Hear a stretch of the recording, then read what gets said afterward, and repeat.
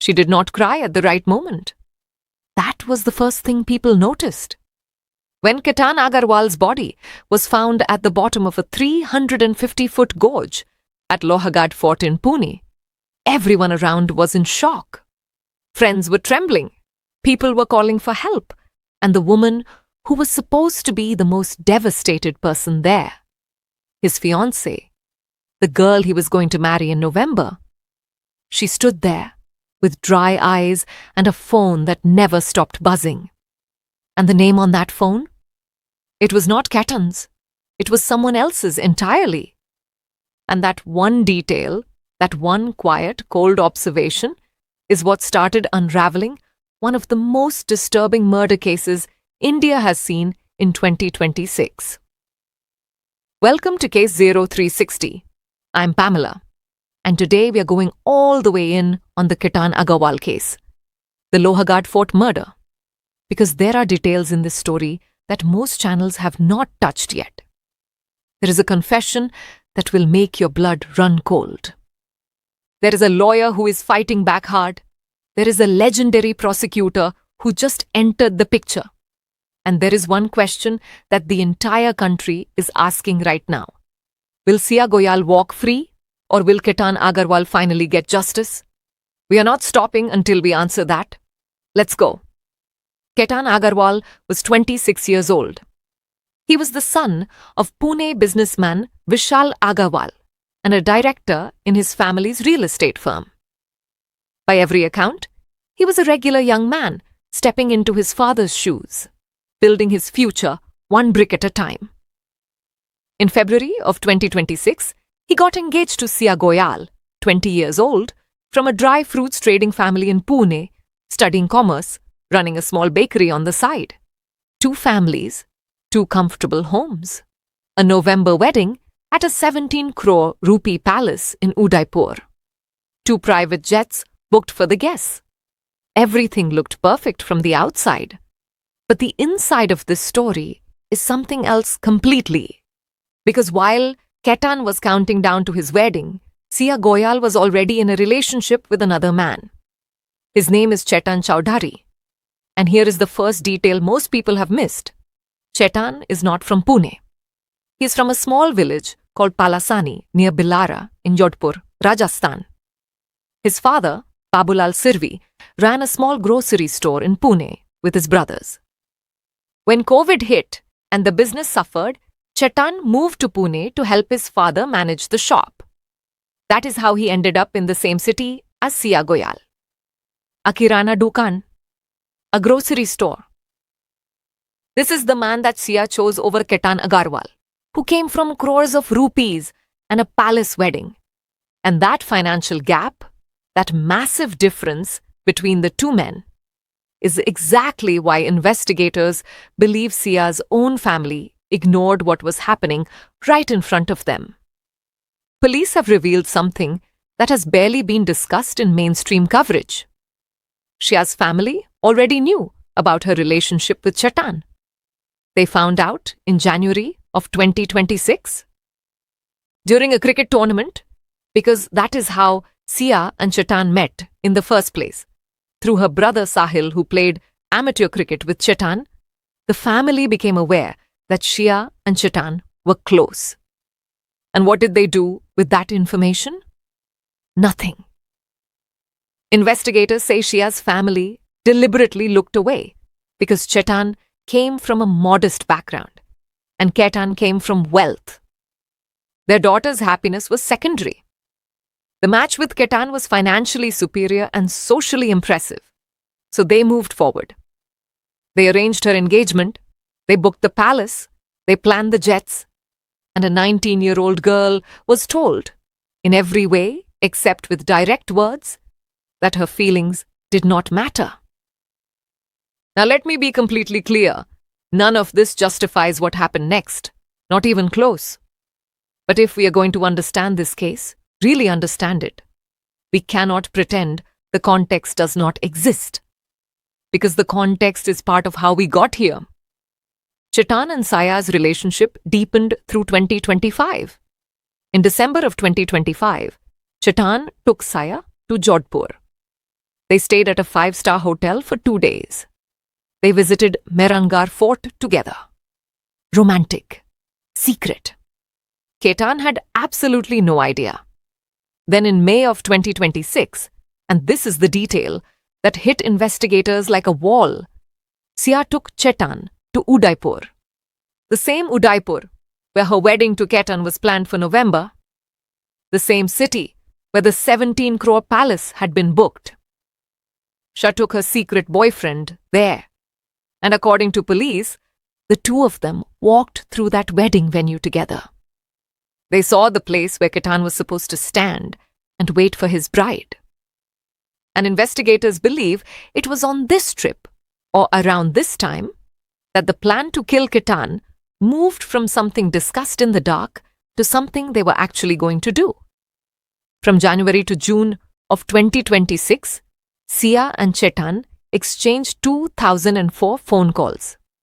2004, that is an average of more than 10 calls every single day. Those conversations added up to 238 hours of talking. Nearly 10 full days of voice calls between the two of them, all while Siya was engaged to another man. Police pulled these records, and the numbers alone were enough to make the initial accident theory fall apart completely. But here is where this case gets into territory that I genuinely did not expect when I started researching it. During interrogation, Siya Goyal told police something that stunned even the senior officers questioning her. She said that killing Ketan felt easier than calling off the wedding. Let me say that again so it properly lands.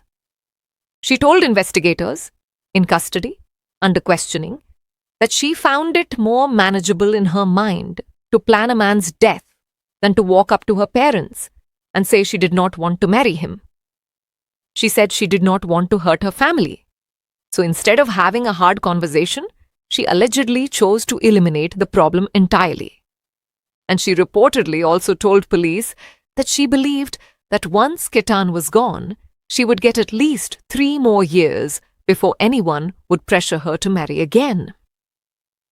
Chetan said nearly the same thing in his own interrogation. He wanted 2 to 3 more years before settling down. 2 people, 1 man's life, exchanged for a few years of breathing room. Siya also told police, according to investigators, that she never liked Ketan personally. She said he wore a wig because of hair loss. She said he stuttered. She said his appearance bothered her. And when Ketan's father, Ujjwal Agarwal, heard these statements being reported in the media, he came directly in front of the cameras and said something that stopped the entire country. He said his son did have a small hair patch, and that this had been disclosed to Siya's family before the engagement. They knew. They accepted. And then he said the line that I think will be remembered long after this case is closed. He said, "Wearing a wig cannot be a reason to kill my son." That sentence carries the entire weight of this case in 8 words. A father burying his child, having to publicly defend his son's dignity because the woman who was supposed to love him used his insecurity as a footnote to justify his murder. And here is something else police revealed that makes this even more chilling. Investigators say Siya had actually thought through the logistics of getting away with it. She reportedly told police that she had noticed there were no CCTV cameras at the specific spot on Lohagad Fort where they planned to push Ketan. She had checked. She believed that without cameras, no one would be able to prove a conspiracy. She believed the death would be ruled an accident and life would go on. Police say the two of them visited Lohagad Fort multiple times beforehand, specifically to scout the right location. They were not just planning a murder. They were planning an undetectable murder. And for a few days, it almost worked. Now let's talk about the failed attempts, because there were 2 before June 18th. The first one investigators have identified was on May 31st. Siya and Ketan visited Lohagad Fort together. Police believe this was the first attempt. Siya allegedly caused a sudden panic near the edge, claiming she had seen a snake, trying to startle Ketan and get him close enough to the drop. He didn't fall. The plan failed. They went home. Then came the Bali trip. In the first week of June, Ketan and Siya were supposed to fly to Bali for their pre-wedding photo shoot. They travelled to Mumbai airport to catch their international flight. And at the airport, Ketan's passport vanished. The trip was cancelled. They had to turn around and come home. At the time, it looked like terrible luck. But police now say Siya deliberately hid his passport. She was not ready to be alone with him in a foreign country, with the plan still incomplete. Or she simply could not go through the motions of a romantic photo shoot anymore. Then came a second attempt at the fort, which investigators say happened around June 14th. According to police sources, Siya tried again to push Ketan near a ledge. He reportedly grabbed a tree branch and survived. She covered it by repeating the snake story. Ketan told his family in the days before his death that Siya had been behaving strangely, that she was throwing tantrums, arguing over small things, showing what his family described as erratic behavior. He told them something felt off. Nobody imagined what was actually happening. June 17th, the night before the murder. Siya met Chetan at a cafe in Pune. CCTV footage captured this meeting. According to investigators, this is where everything for the next day was finalized. The plan, the timing, the approach, all of it locked in over coffee the night before Ketan Agarwal would die. June 18th, Siya's birthday. A group trek to Lohagad Fort. Friends around. A celebratory atmosphere. Ketan was there, happy to celebrate his fiancée's birthday on a trek. And somewhere on that fort, separately from the group, wearing a hood to cover his face, Chetan Chaudhary had already arrived and was following them. CCTV at the fort captured the footage of a hooded figure moving through the premises. At the moment when the group was spread out and no one was watching closely, Chetan appeared. And together, according to police, he and Siya pushed Ketan Agarwal 350 feet into the gorge below. He did not survive. What followed was a performance. Siya cried on cue when others were watching. She told police it was an accident. She said he slipped. She said she was devastated and she might have gotten away with it. Except her phone never stopped ringing, and the name on those calls was not anyone connected to the grief of that moment. Police began tracing the records. They found the 2,000 calls. They found the CCTV from the cafe meeting the night before. They found the hooded man on fort cameras. They found the Google search history. Both Siya and Chetan had allegedly searched online for how to kill someone. And then they found the deletions. Both accused had wiped their WhatsApp messages, their Instagram conversations, their call logs. Not just from their phones, they had gone into the recycle bin and cleared that too. Every digital footprint they could find, gone. Forensic teams are currently working to recover that deleted data, and what they find could make the prosecution's case airtight. Pune Rural Police Chief Sandeep Singh Gill confirmed the arrest publicly and laid out the case plainly. Both Siya Goyal and Chetan Chaudhary are charged under the Bharatiya Nyaya Sanhita with murder and criminal conspiracy. During initial interrogation, both reportedly admitted to pushing Ketan together. But then, in subsequent rounds of questioning, both started changing their stories. Chetan began saying he only wanted to elope and that Siya pushed him toward murder. Siya began saying Chetan masterminded everything and manipulated her. Classic co-accused behavior.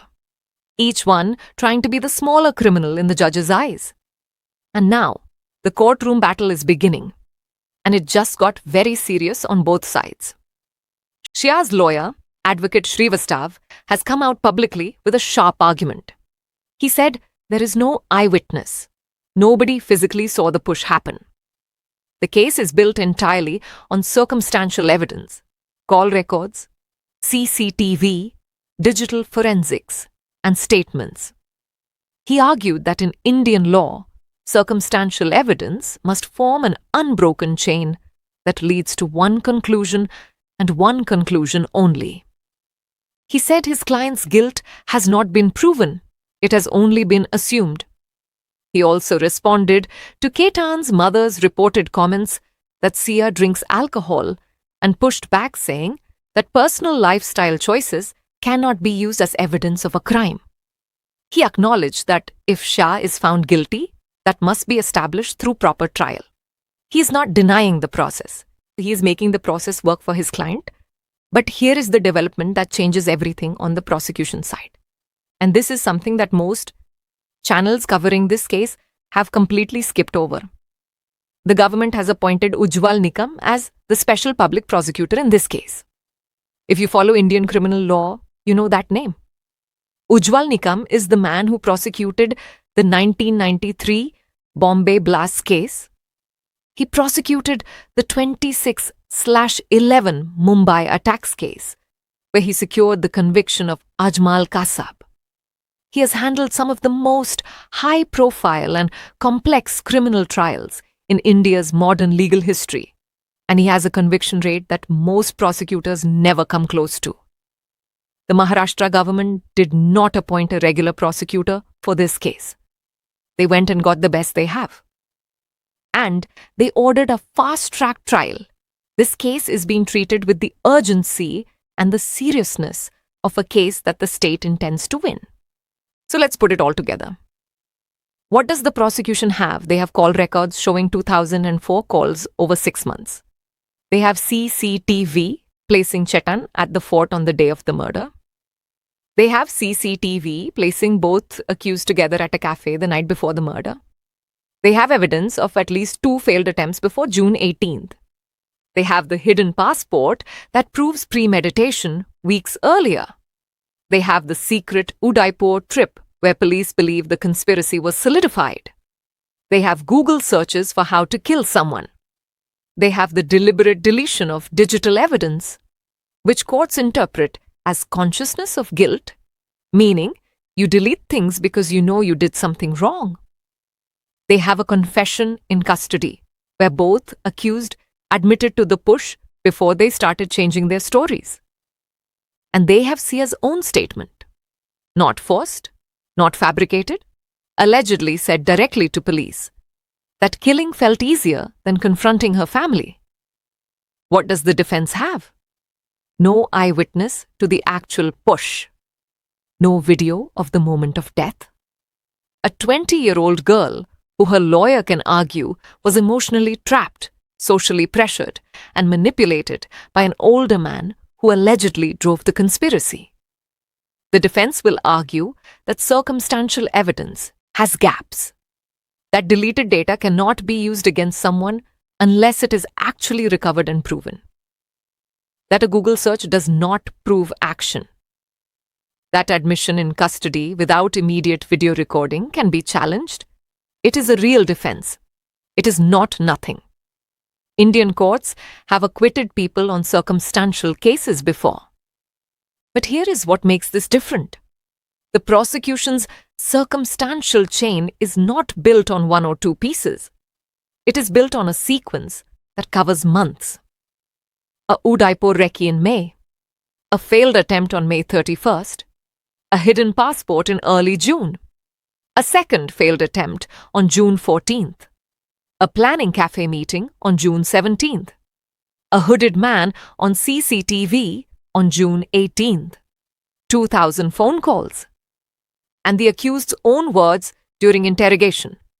Each piece by itself might have a defense, but every single piece together, forming an unbroken sequence from January to June, that is what Ujjwal Nikam is going to stand up in that courtroom and lay out point by point.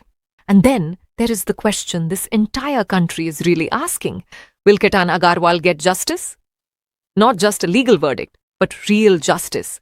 Justice that says a 26-year-old man's life was worth more than the social discomfort of calling off an engagement. Justice that says a family's silence about their daughter's secret relationship is not something that can be swept under the rug. Justice that asks why a 19-year-old girl was handed to a stranger because he came from more money. Justice that holds the entire chain of decisions accountable, not just the two people holding her at the bottom of a cliff. Because here is the truth. Ketan Agarwal woke up on June 18th thinking he was going to celebrate the birthday of the woman he was supposed to spend his life with. He wore his clothes. He laced his shoes. He drove to that fort. He had no idea. He trusted her completely. And that trust, that simple human trust between an engaged couple, was the exact weapon used against him. She knew he would follow her anywhere. She used that. And that is not just a crime. That is a betrayal so deep that no courtroom verdict will ever fully capture it. Vishal Agarwal is fighting for his son now because his son cannot fight for himself. He filed the FIR with his own hands on June 23rd. He went back to that fort with Ketan's friends and inspected the geography himself and told police this was not a slip. His father knew before the police even confirmed it. Because fathers know their sons. And Ketan had already told his family in the days before his death that something was wrong, that Siya was behaving strangely, that something felt off. He sensed it. He just could not have imagined what it was. The fast-track trial is coming. Ujjwal Nikam is in the room. Forensic teams are at that fort daily. The deleted data recovery is ongoing. Siya and Chetan are in custody, and their stories are already shifting, which means the pressure is building. Every call record, every CCTV frame, every recovered file from that wiped recycle bin is one more nail in the wall that surrounds this case. And case 0360 will be here for every single development. When the forensic recovery report drops, we cover it. When the first hearing happens, we cover it. When Ujjwal Nikam stands up and opens the prosecution's case, we will be the first ones to break it down for you completely. If you're watching this right now and you believe that Ketan Agarwal deserved better, subscribe. Hit that bell. Because this channel exists for exactly these cases. The ones that shake you, the ones that make you angry, the ones that make you ask why, and the ones where we refuse to look away until we get an answer. I'm Pamela. This is case 0360. And we are not done yet.